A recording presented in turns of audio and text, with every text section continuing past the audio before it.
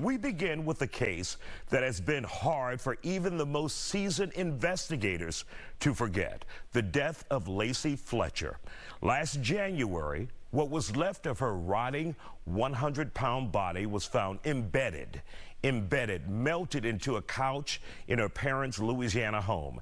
Investigators say the sofa was soaked with urine, feces, and other bodily fluids.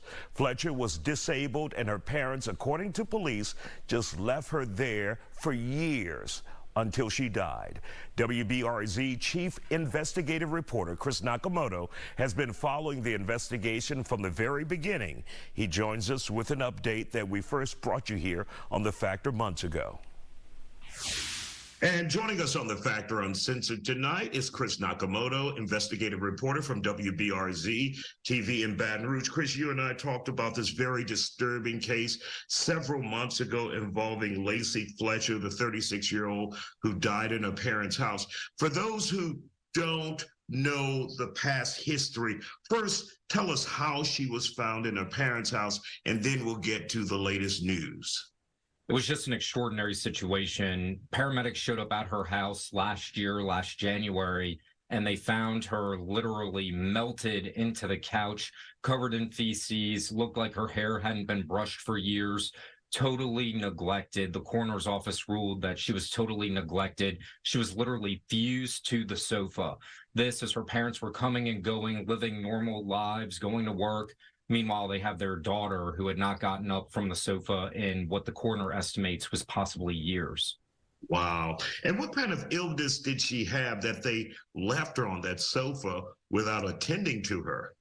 She had a condition called Asperger's syndrome. And so essentially it was just kind of a situation where she became more and more reclusive. A lot of the neighbors told us as we began covering the story, they used to see her outside playing, and then all of a sudden they stopped seeing her as she got older. And so they just thought that maybe she had moved on and moved away. But turns out she was living right there in her parents' living room, and that's where she died, unfortunately, as well. Now, initially, when this case broke, her parents were charged with murder. But now there's been a change in that, right? That's right. So they were charged with murder and cruelty to the infirm.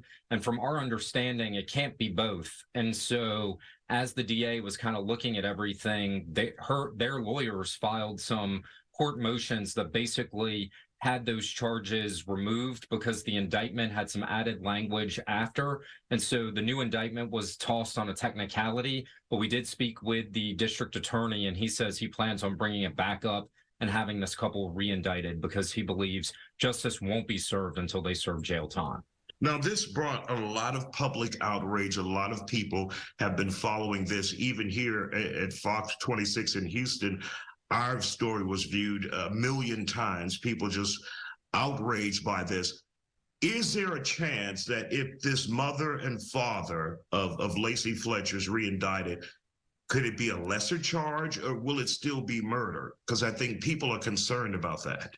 Certainly anything's a possibility, but when we spoke with the DA, it sounds like he's trying to press on and go after these two people on the murder charge because of what had happened to Lacey. When we spoke with the coroner last year, he said, look, I deal with death every day, and this is something that I can't even get out of my head. The smell was just awful. He said, the minute he walked into that house, he left and actually had to vomit in the front yard. And so he said, the fact that I deal with death all the time, and this impacted me in such a way, it's extraordinary to think that these people, her mom and dad, were literally living their lives, coming and going, and no one managed to know that their daughter was sitting there rotting away on the sofa of their living room.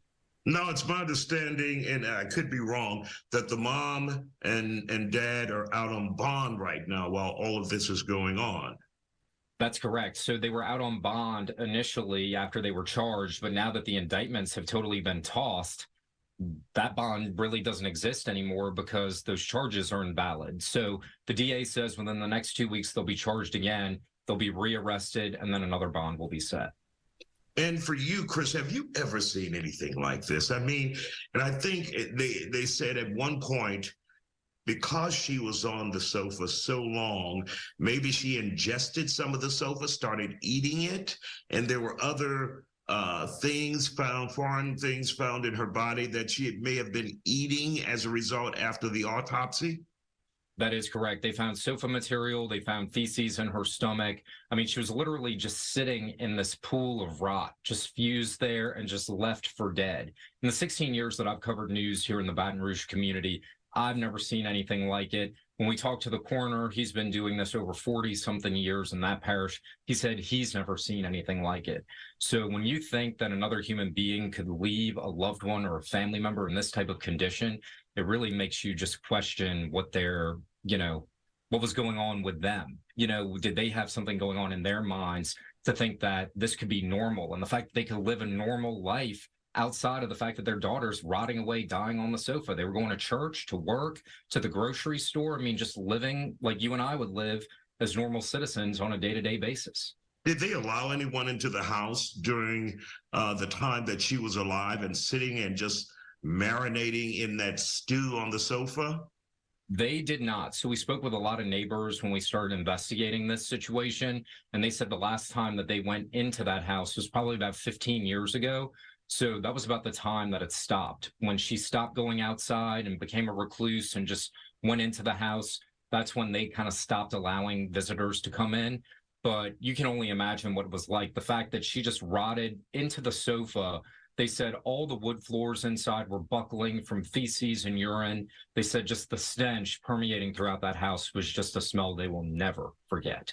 Wow, just a horrible situation. Chris Nakamoto with WBRZ TV in Baton Rouge. Thank you again, and thank you for keeping us updated, sir.